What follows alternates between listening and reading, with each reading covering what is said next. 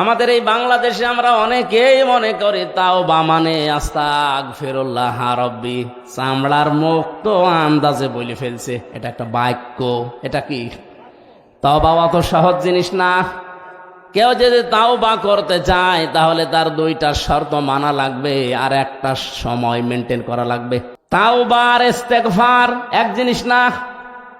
ইস্তেগফার সব সময় করা যায়, যে কোনো সময় আপনি আস্তাগফিরুল্লাহ করতে পারেন।